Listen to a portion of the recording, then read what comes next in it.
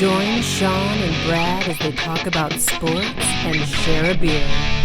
From the east coast of Canada to the west coast of the United States. Over to you, boys.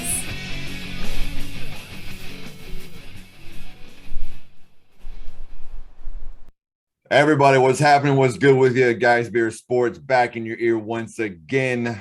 Brad Tesh coming to you live from the west coast of the United States of America. With me, as always, my partner in crime, Toronto's finest, Mr. Sean Valancourt with his tactical glasses. Good morning, Sean. Hey, buddy. Tactical glasses. These are Oakley's, I'll have you know, as well. I know they're Oakley tactical glasses. They're probably safety rated. Well, they are because I'm in the military, so I had to get them safety rated. Oh, so they are tactical glasses by They're definition. not tactical glasses. I personally, I can't wear these in the field because they're transitions as well. So it looks really cool when you're in a hot climate and it turns to sunglasses. Yeah. Yeah, but when you're it's in a little baseball... dark in your room right now because they're starting to turn. So you look a little T-Pain in the late 90s or 2000s. You know, that's the worst part is like once these bad boys turn once, then all of a sudden you feel like you have a tint on there all day. It's yep. They just never quite get right. You got to stare into a light to get them to come out. Oh, well, that's it. It's just like, uh-oh. Go into a completely dark room. Man. So it's been a couple of weeks. We've been busy. What exciting things did you get to relaxing. Do? Yeah. Oh, I was relaxing in Phoenix, playing a little golf for sure. What exciting things did you get to do this past couple of weeks? I couldn't really tell you. I watched a lot of the NCAA tournament, which was fantastic once again. It was fantastic. Shout out to my Carolina Tar Heels for making all the way to the championship game. And losing. Yeah. Fantastic fashion. But man, yeah, it was. I mean, it wasn't, to be fair, it wasn't the biggest lead they gave up in the tournament. So yeah, for sure. Yeah, there's that. The best part was them ruining Coach K's thing. You know that? Do you know this? North Carolina gave Mike Krzyzewski, the famed coach of the hated Duke University, right, his first loss, and also gave him his last loss. So that's crazy. Shout out to those Carolina Tar Heels for doing us all right. Oh man. Yeah, that was a great. I remember I was down in Phoenix watching all the way to the Final Four. I believe actually right until the championship game there for the females. And yeah, unbelievable. People are enamored. It's amazing. It was great. Best time of year. I still will contend. There is nothing better than the NCAA tournament from a fan perspective. It's fantastic. Or even if you're like a sports bet, I think I think you'd be the most stressed out because you have to get everything correct. Like that's the hardest thing to. Yeah, here's the thing about it though, is that it's so fun. So St. Peter's was a 15 seed, which typically lose in the first round. They ran all the way to the Elite Eight, and so they destroyed everyone's brackets. My brackets were toast, and I'm typically, not terrible. Yeah, but it was fun to watch all the upsets. That's the thing, right? Is you bet. You bet with your wallet, and then you watch the games with your heart, and you don't care that your bets are terrible because the games are so fun. That's why I would argue it's the best, because you can be a fan of a team that you've never heard of before. You can't do that in football or baseball or. Well, last year was Oral Roberts, right? Oral Roberts University going there. Yeah. That was something that we talked about. Name in college history, but whatever. Oh, dude, guess what I got to do just yesterday? But it has to do with baseball. Are you sure? Right. You're sure right. I don't know. I thought I was dropping hits everywhere here wearing the Blue Jays apparel. Yeah. But I ended up going in uniform from being the bat boy, it looks like, Sean. That's the bat boy last night at the Toronto opener. That's like Kramer trying to be the ball boy there at the New York Open there for tennis there. Watch how it's done, son. Yep. Yeah. Baseball's in full swing. Listen, I had to wear my uniform. And figuratively. Yeah, I had to wear my uniform in there. It was crazy. Yeah. But you get asked really weird questions. Like I realize now how many Canadians that really don't know anything about our Navy. That's fine. Like, are you border crossing? No, it says Navy right here. Are you a Navy? Wait, hold on. How close is Toronto to the border? Oh, I mean, we're close to the border. We're only like maybe an hour and a half from Buffalo, New York. Yeah. Still like that. Yeah. Okay. Yeah. Wait, hold on. You're only an hour and a half from Buffalo, and you didn't make it down for a Bills game last year? Hey, is that because the border was closed, or because you couldn't make it? That's basically the border was closed. So yeah. Oh, that I just gave you your excuse. Your Flintstone feet couldn't paddle your car down far enough. Hey, but that's the problem now. Well, they're starting to give us gas for that's a whole other discussion for another day. Oh, just give me 1 second here. Back to that.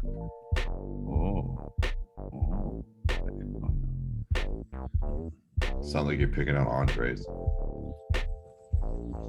You're reading the menu at a restaurant for the first time.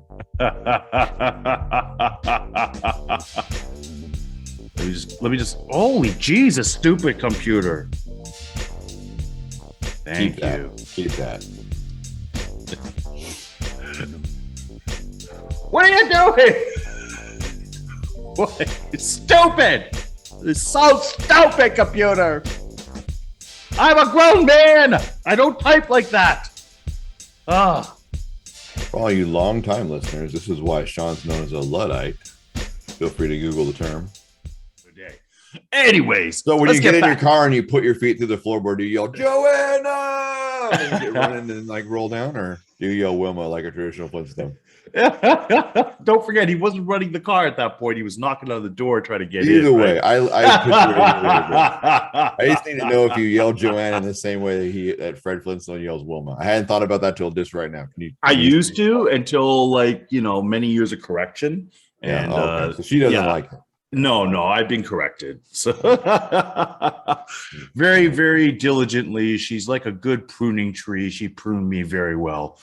I don't even recognize the man that's in front of you today. It's amazing. Well, your mom doesn't either because you're quite large. But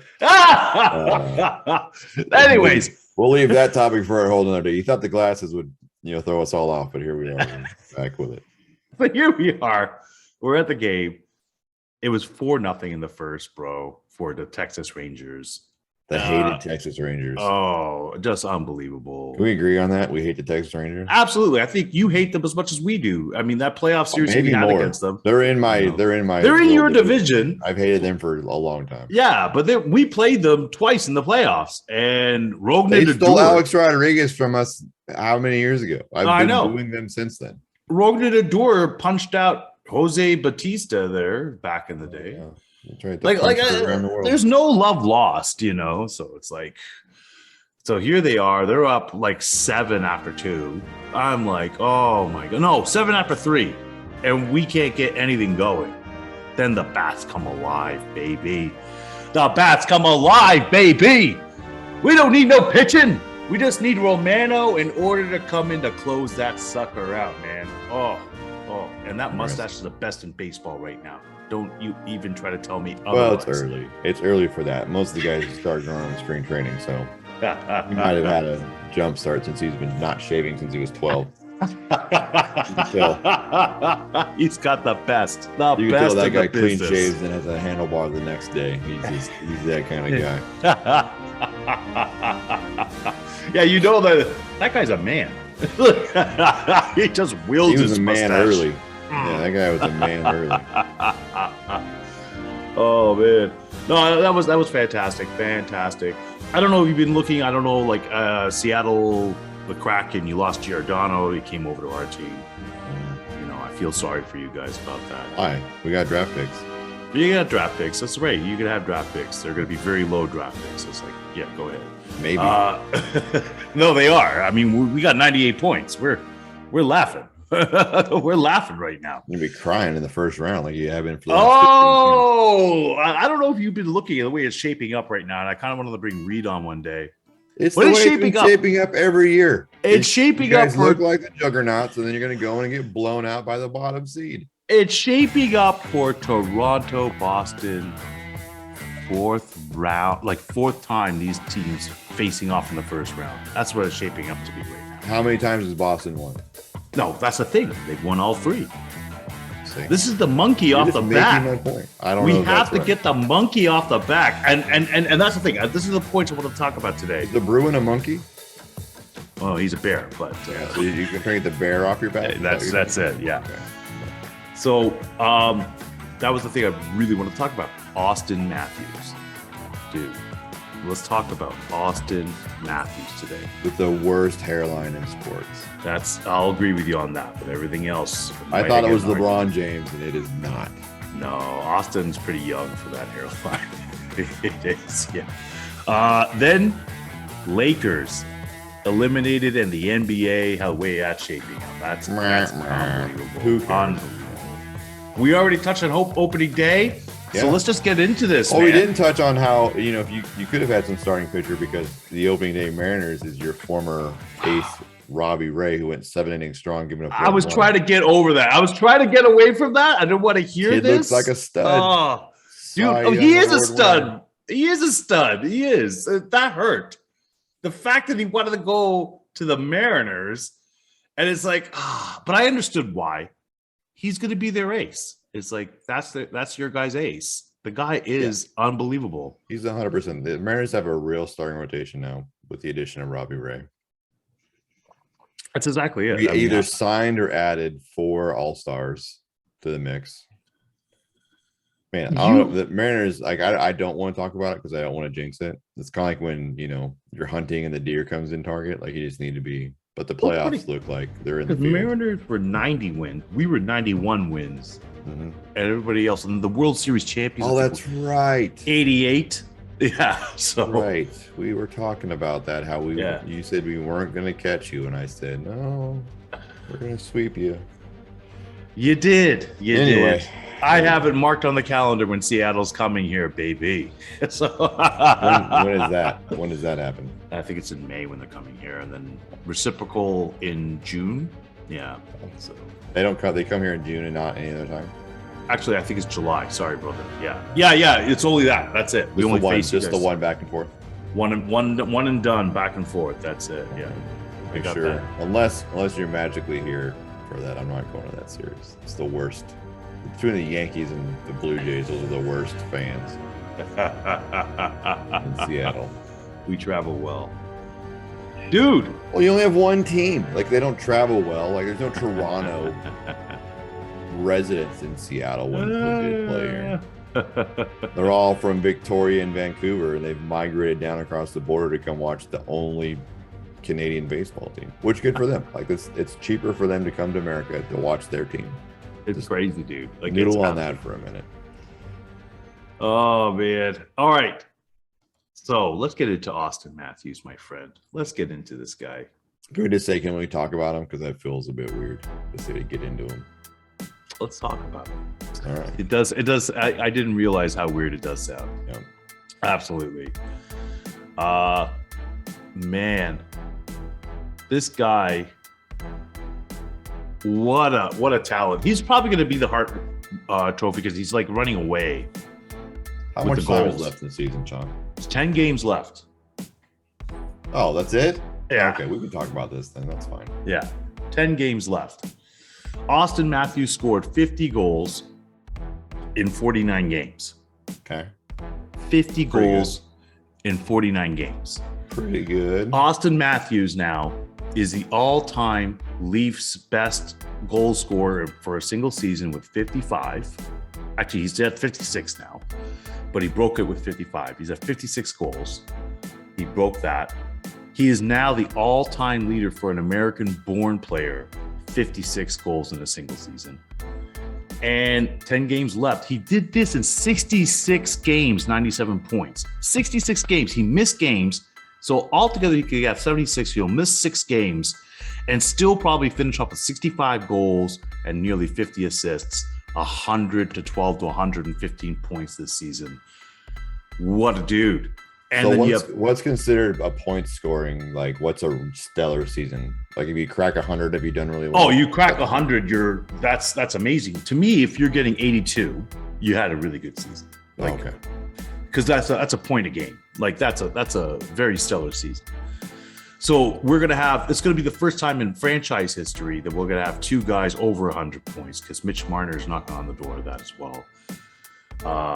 And we were talking about Leon Draisaitl, the German-born Edmonton Oilers player, doing the 50 goals in 50 games, and because he was on pace for that, then he just fell right off, and he's behind Austin Matthews now. Behind him, it's crazy.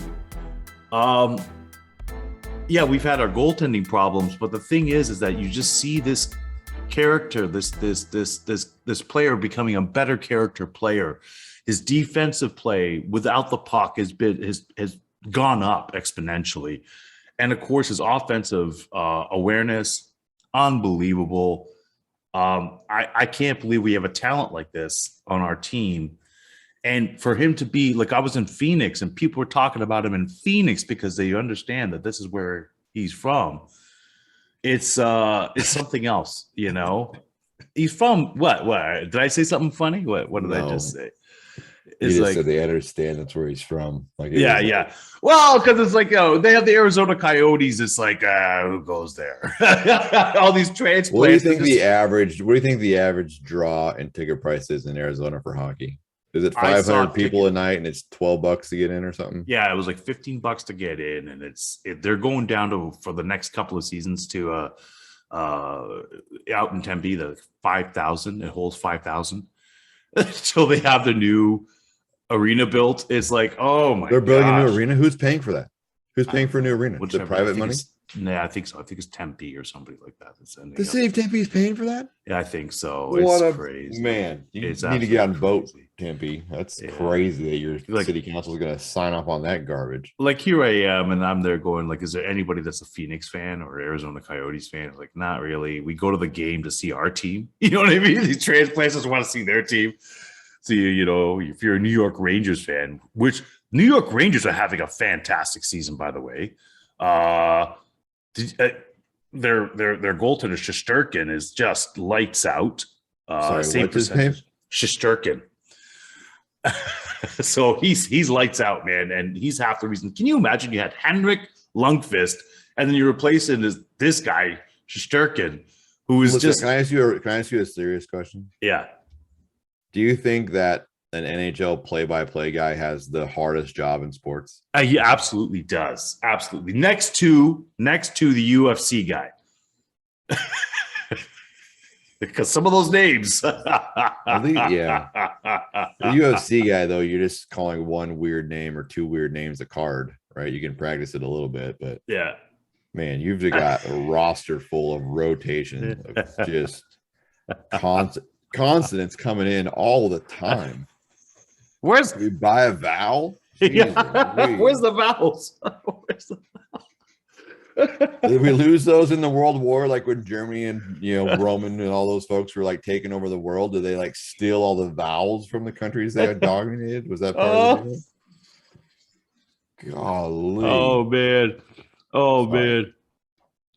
And we were talking about Boston and Toronto part 4.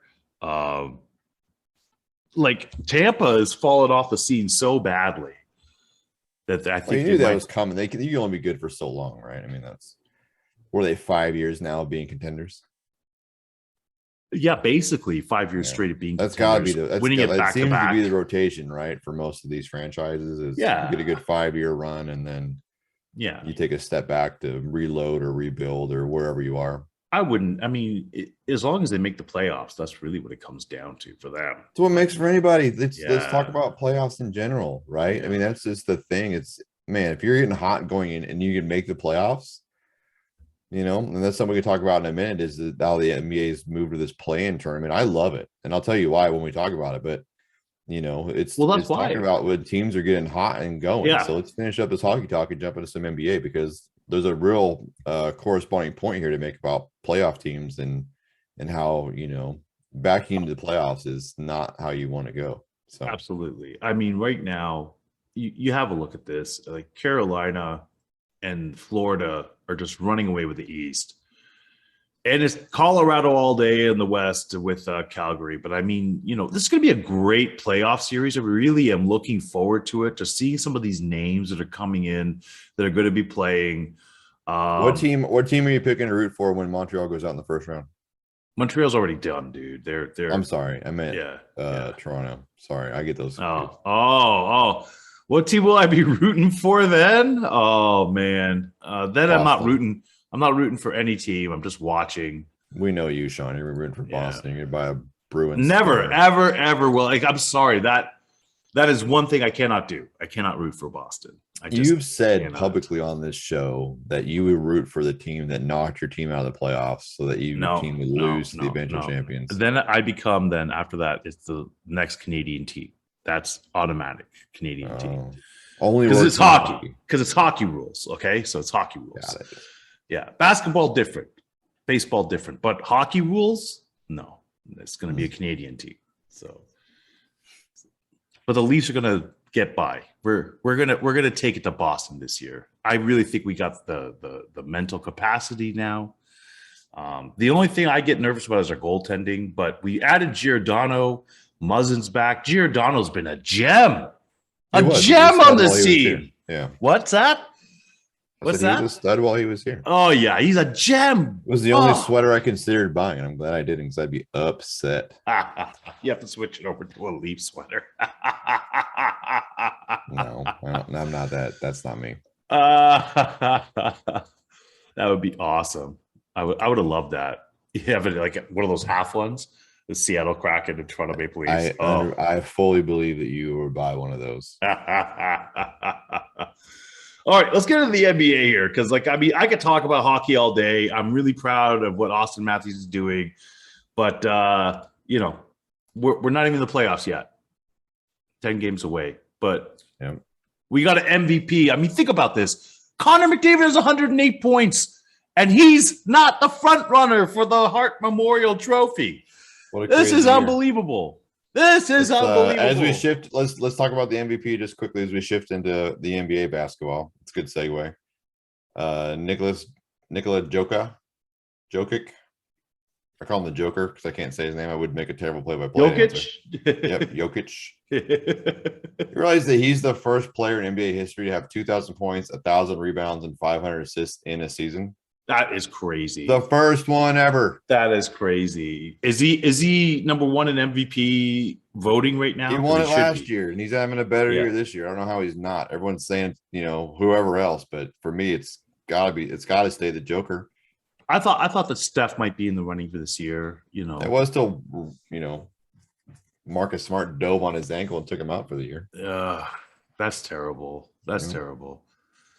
But hey. Here's the thing: the playoffs with the play-in, because yesterday was the Raptors' last home game, right? Like we're getting down to the end of the season now, but that's because of the play-ins, right? You got to get through the play-ins.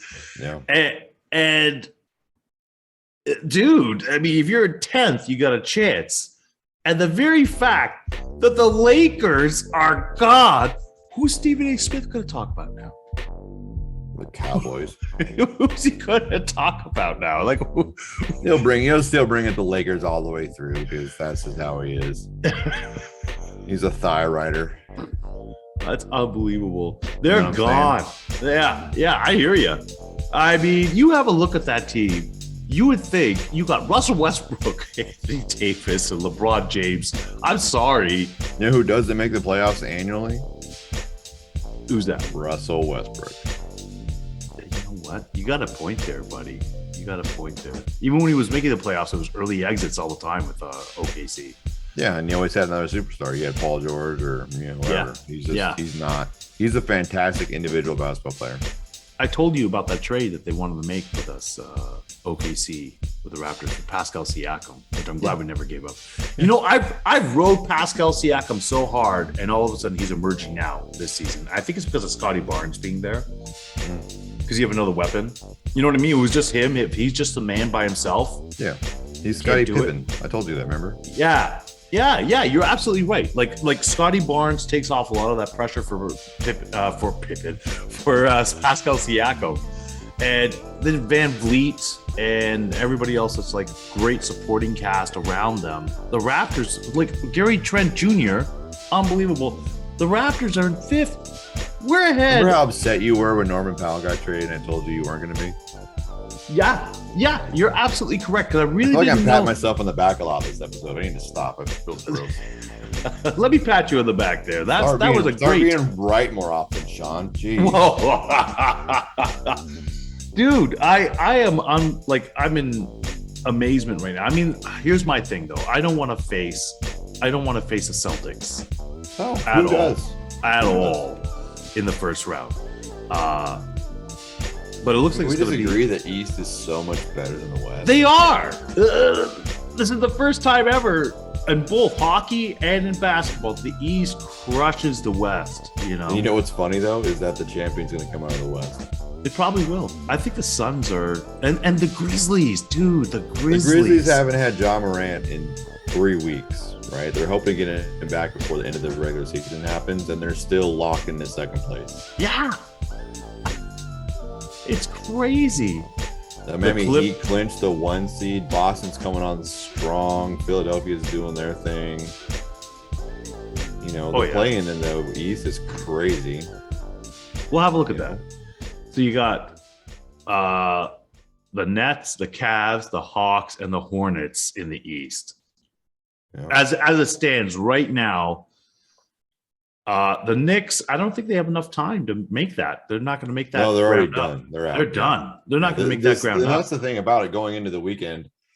There can be some shifting of seeding. Yeah. But the playoff picture is solidified in both the East and the West. Everyone who's in today is in. There's no way they can fall out of the playoffs or the play-in. The Raptors only have one more game to play, looks like. So I mean, they're in 5th securely, you know. Well, I mean, I don't know what their season is with Sixers, but if the Sixers lose and Toronto wins, then you know those two could flip-flop the 4 or 5, and then Absolutely. Toronto would have the home court advantage, which would be beneficial to them. 2 nights ago, we spanked the Sixers without Van Vliet in the lineup. So, I mean, I like our chances with the Sixers. I like our chances. James Harden playing. Yeah, I like it. I like our chances with the Sixers. I like our chances with the Bucks even, you know, but we're not going to face the Bucks. And I like our chances with the Heat. I will face any of those teams before I want to face the Celtics. Huh. Yeah, you might get some real games from Mr. Lowry. Oh yeah, Lowry's got a lot to say there, buddy. He broke our winning momentum up there pretty good when we had him. I think the in teams, Miami. If you're Toronto, you know, if a Nets team gets hot, which they seem to kind of be on the precipice of, right, you might have a problem there. Miami certainly, in Boston, but otherwise you're looking pretty good. You're probably the 3rd or 4th, you know, powerhouse in the East. And nobody, like, we've been riding under the radar the whole season. It's wide open in the East. It's wide open in the East. No favorite. And then you move on to the West. The West is I mean, speaking of riding under the radar, how about these Dallas Mavericks? I know.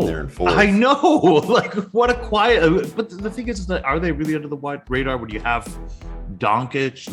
It's just an unbelievable talent. Well, I mean, they're not talent-wise, but you think about who the noises you hear about, and you hear about the Jazz, you hear about the Nuggets, the Clippers. All those are lower than them in the seeds. I know. It's true. Like Jazz, not even that long ago. The thing with Golden State, I mean, having Steph and Klay Thompson with the emergence of Jordan Poole, you really got to think that they got to be, you know, up there at the top to give Phoenix a run for their money in the West. Oh yeah. So that's what I guess I mean by Dallas being under the radar. As you talk about all these other teams before you talk about Dallas, but Dallas, you know, strong season.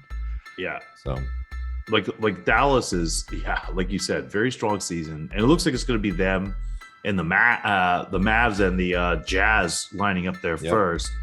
Yep. And then, I mean, here's the thing. The Timberwolves, the Clippers, the Pelicans, and the Spurs. Who do you like coming out of this play-in? I think it's Minnesota Clippers that are going to end up prevailing out of here. That's what I think, too. But those are 2 very dangerous teams that are hot, and that's what I love about the play-in tournament is that it gives you a team for, you know, you see in the East. I think Charlotte's real hot right now, which is interesting. Yeah, they are. You know, Charlotte might be able to bounce their way into the playoffs. And do you want to play a scrappy Hornets team in the first round? I don't know. Yeah. Maybe. Yeah. But maybe not. That's the Heat and the Bucks prerogative to worry about, you know? Yeah. And the Cavaliers surprised me that they dropped all the way down at the play. Well, I mean, yes and no. They haven't been there for so long and been competitive. It's hard to keep your foot on the gas this long when you haven't been there before. Yeah. Real solid building blocks to move into for the following year. I mean, they would have, you know, This is where the fans make the argument that, oh, well, I like the other way because this, Cleveland's the 8 seed. They would have made the playoffs, which is true. But 43-38 is the record of the Nets and the Cavaliers, right? They're in 7-8. Yeah. 42-39 is the record of the Hawks and the Hornets. So they're really, they're a game back.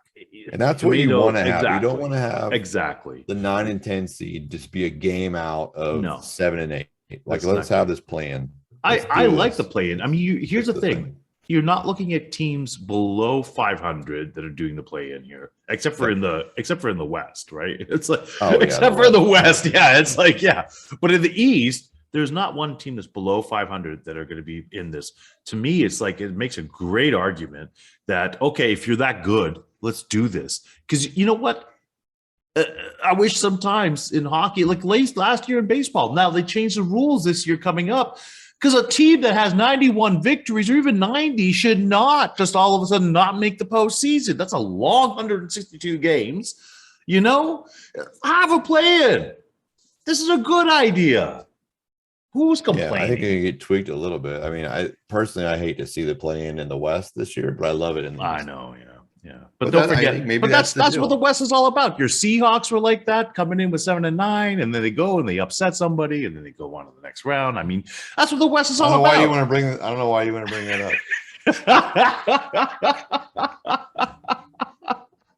Because I want to see your face. By the way, you look great, Brad. It looks like you've been hitting a couple of weights there.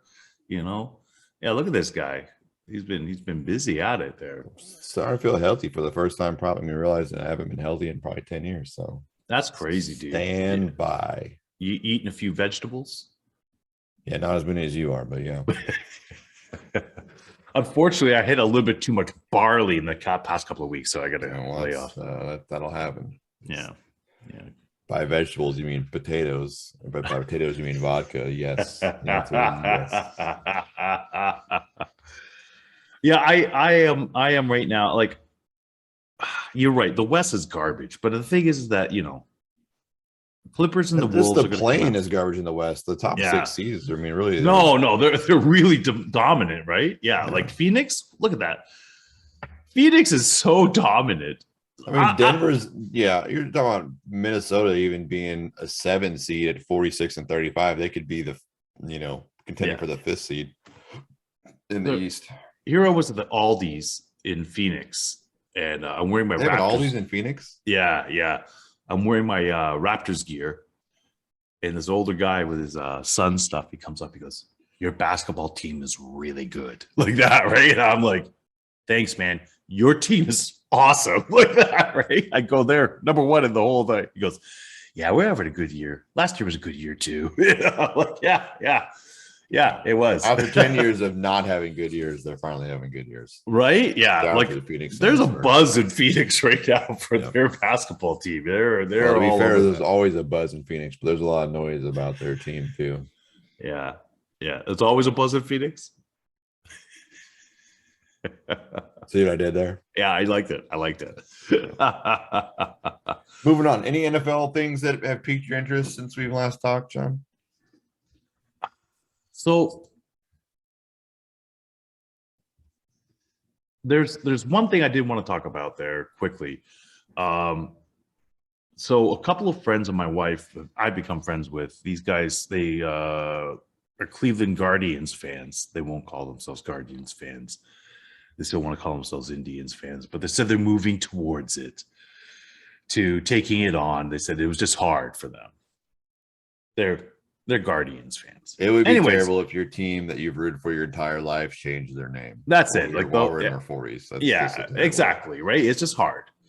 So I get it. Anyways, we're talking about Browns, and we're talking about Deshaun Watson coming over there. And apparently all that, according to him, and I don't necessarily doubt this, because, the front office in Cleveland has been a joke for so many years until recently.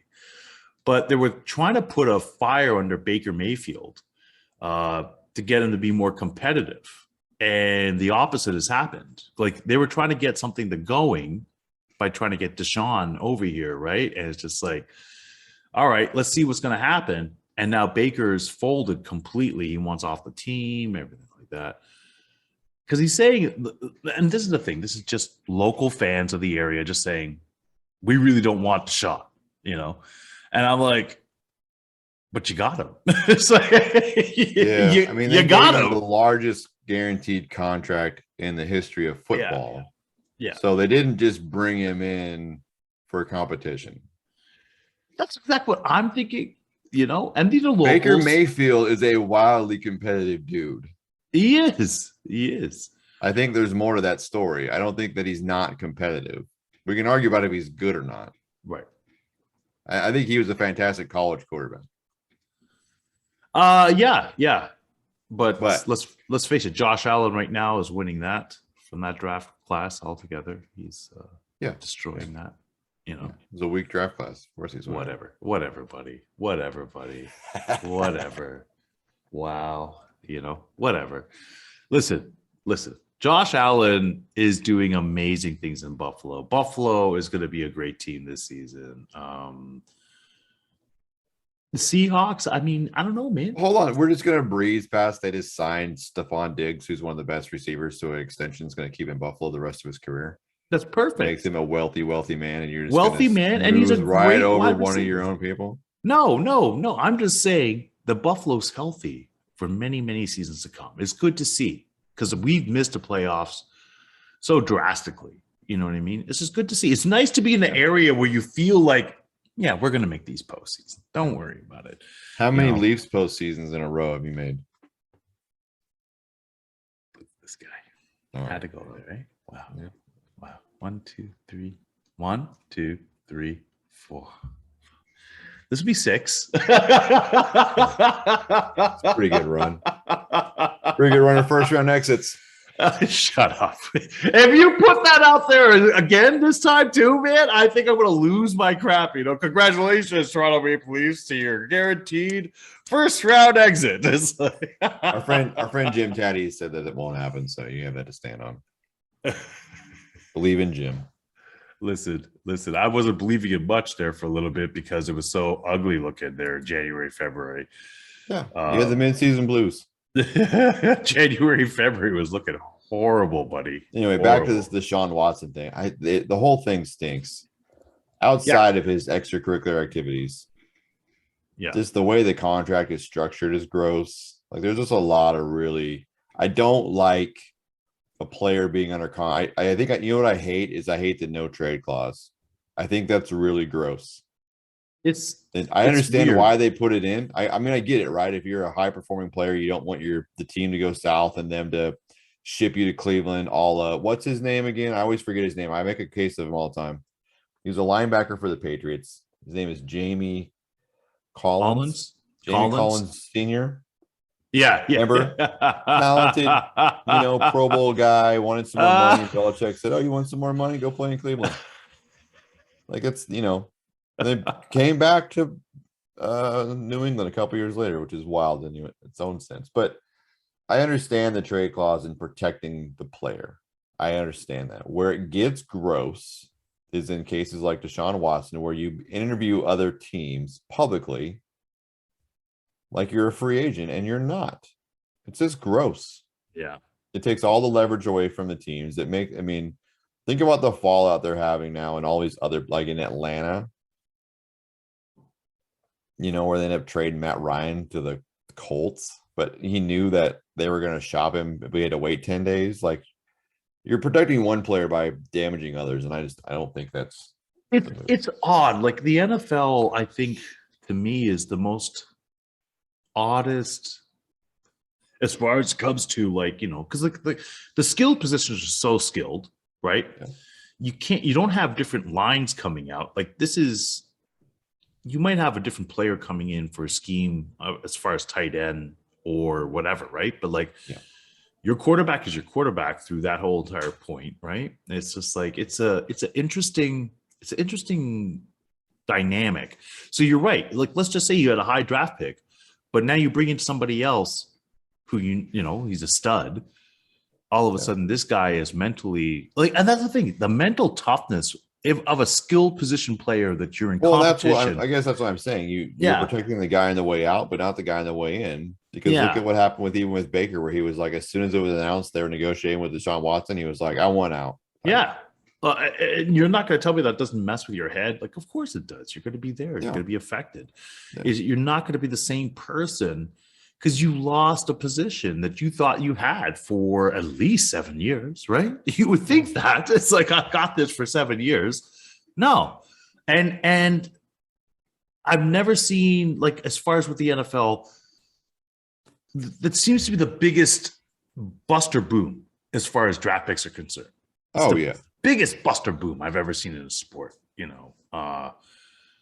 but I mean, you could hit a home run like Russell, like Russell Wilson was a home run as far as a draft pick is concerned, and developing him, he was a home run. Like you can't like there's all this. Well, and we can talk about how the no trade clause works there. That worked out well. Yeah, I mean, outside of Russell Wilson having taken a hit to his character, in my opinion, by lobbying that he loves Seattle and all this other stuff, and then you find out that he'd been behind the scenes trying to get to Denver for 3 months while he's on national TV saying that. Like that irritates. It didn't surprise you. Like, I mean, last year. No, it's just who Russell is. Russell is Wayne Brady in the Dave Chappelle skit, right? He just has a clean image, but really behind it, he's not the highest character guy. That's funny. It doesn't surprise me. It doesn't surprise me how the way that, I mean, the surprises were Aaron Rodgers saying a Green Bay surprise. That was the bigger surprise is Aaron Rodgers signing this massive contract to stay in Green Bay, and then days after trading Davante Adams to the Raiders. They're going, that's like, a surprise. What are they doing? How high does Aaron Rodgers get if he thinks that Randall Cobb is the number one receiver? Oh no, I think now he's probably kicking himself. Why did I trust these guys? He knew it. Come on, said that he knew that was the plan. He did, eh? Wow, that's crazy because that's your number one guy. That guy, he's going to sign Cole Beasley. Like that's what they're going to do. It's him and Cole Beasley. They're going to have their, Yeah, but I like Cole Beasley. Don't get me wrong, but the thing is, though, he's not Davante Adams, and the thing is like, okay, yeah, he's not the best slot receiver in the game either, as was once. Yeah. But the thing is, like, here, okay, Aaron Rodgers, could it be said? Because I mean, Aaron Rodgers had a career where he's developed like Jordy Nelson. He's developed wide receivers. You know what I mean? Yeah. Same thing as Tom Brady, because Amendola and Wes Welker is like, who are these guys? Who are these guys? I agree with the Tom Brady thing. Jordy Nelson was a pretty good college wide receiver. Yeah, but what did he do after Green Bay? I'm just saying there's certain quarterbacks that you end up linking up with that you guys are symbiotic for that time period. Yeah. Now, Davante Adams is going on to a lesser quarterback. Is he going to be that dominant wide receiver as he has been? So typically I would agree with you, except for I watched those two be dominant in college together. Yeah. And that's why, Davante Adams took less money to go play with Derek Carr. Right. Then he would have gotten to stay with Aaron Rodgers. So he's got to feel comfortable. Normally, though, Sean, you're dead on. I think your point's valid there, right? But we'll have to see. I mean, do I think the Lakers get better because of it? Absolutely. Derek Carr is not. He's not. The who? The Raiders. Okay. Do they get better? I heard you say Lakers. Maybe that was just me. No, I think that was you there. You're channeling your inner Stephen A. Smith there, I think. Maybe. It might be true. Lakers. I thought you said the Lakers had gotten better there. No, the Raiders definitely. At least we have it on tape. We'll go back and see. Yeah. I may have heard it wrong. Yeah, the Raiders definitely got it better. But can Josh McDaniels coach? Do we know that? I don't know that. Do you know that? I don't know, dude. I know he's a great offensive coordinator. Yeah. Well, we'll have to see. I mean, Stefanski was a great offensive coordinator, but I think he could coach. Yes. So, I don't think that being an offensive coordinator precludes you from being a great offensive coach or being a great head coach. Just we've seen McDaniels before. Has he grown enough to be a coach? That's right. Right. The Bill Belichick tree is pretty short on high coaches, on good coaches, right? I have to agree with you on that. That's true. Yeah. For the amount of games that guy won, he really hasn't produced a lot. You got Mike Vrabel, I think, is maybe the only coach that makes the playoffs. Yeah. Consistently. Consistently. Absolutely. No, it's going to be interesting. I'm looking forward to the NFL season. They've done a lot in the off season in order to make this, like, we're talking about it every season. We seem to be talking about like crazy contracts, quarterback shuffles. It's like, you're making it. So I'm salivating already for the regular season. I'm excited for the draft. We have all this other cool stuff going on. I'm like, yeah, but the draft is in 2 weeks. You know what? I totally forgot about that because I have everything else that's going on. It's really like right now, it's like, wow, we got NBA playoffs coming up. NHL's winding down for the playoffs, and baseball started. Yeah. And then we're like, hey, NFL draft, right? NFL is better than all those things. You've blown it up on this show. There is so much happening. Great time of year. It's a great time of year. All right, you got me a one-on-one question. I think we've talked ourselves to. I do, and this is where it goes, and it's less. Normally, I like our one-on-one questions to be a bit more outside the box and more about sports. But I saw this stat, and I just need to ask you about this thing. Okay, I gotta read it because I want to make sure I get it correct. Okay, Stephon Curry, NBA's highest paid player this season, right? $45.78 million is what Steph has made this season, right? Yeah. He will make more this season than the current payrolls of 4 Major League Baseball teams: the Orioles, the Athletics, the Pirates, and the Guardians. Right? First wow point. Second wow point.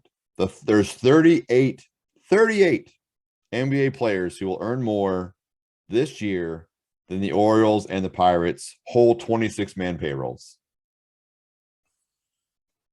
Is baseball's salary cap broken?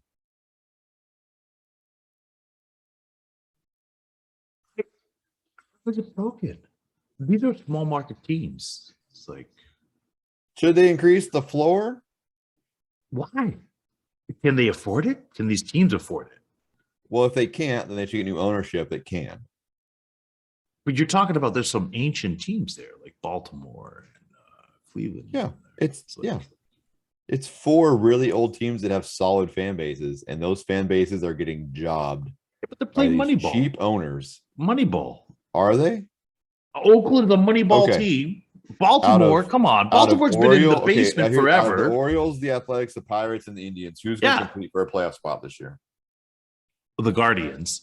And it's going to be the Guardians competing for a playoff spot this year. And they still get paid less money than Stephen Curry.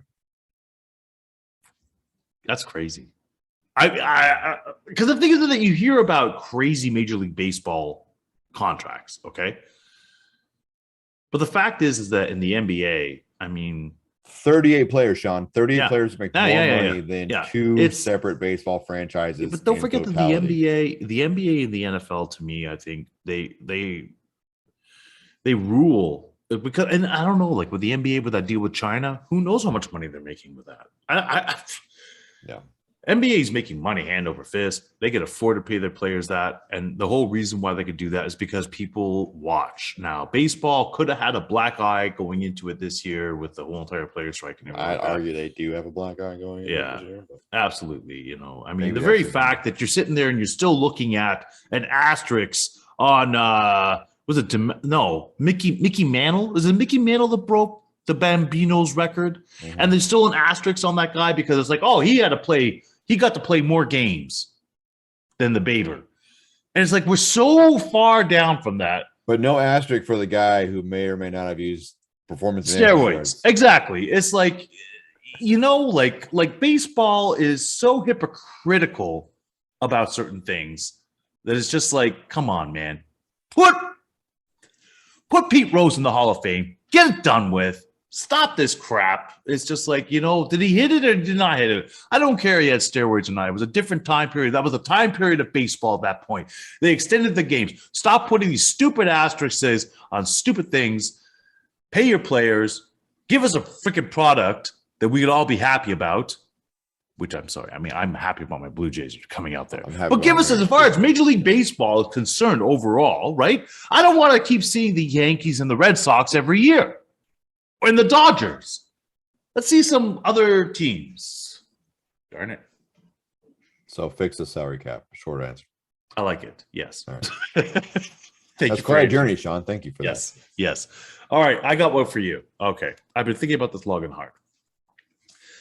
So if you were stuck in a desert, because I was in a desert just a week ago, if you were stuck in a desert, what is the number one thing you think you would like to bring with you if you're stuck in a desert? Water. Yeah, you know what? That was too easy. What's the number two thing? You're allowed three things. You'll have three things now at this desert. Three things. What are you bringing? Maybe a big sun hat like you had on there. That's something to look at. I never saw a like from you. I never seen a like from you for that. There was no like. I'm like, what? Maybe Sean will put this up there on our social media so you can see it. I always saw it because I'm friends with Sean. There's a picture of Sean with poolside. Sean is sitting in a lounge chair, as one would, underneath a pool umbrella, right? Which is, we can all agree, is a move when you're on vacation. Sean also is wearing full sandals, like with straps around his Achilles and his toes in the chair. He's wearing a shirt that is fully unbuttoned, which is strange. As a cover-up, I would assume, to cover his shoulders, but his titties were out. I'm not real sure what his move was. And he had a giant sun hat on with his tactical glasses, but he was underneath an umbrella. It just didn't make any sense to me at all. I thought, what is this man doing? He had clearly been there for a while.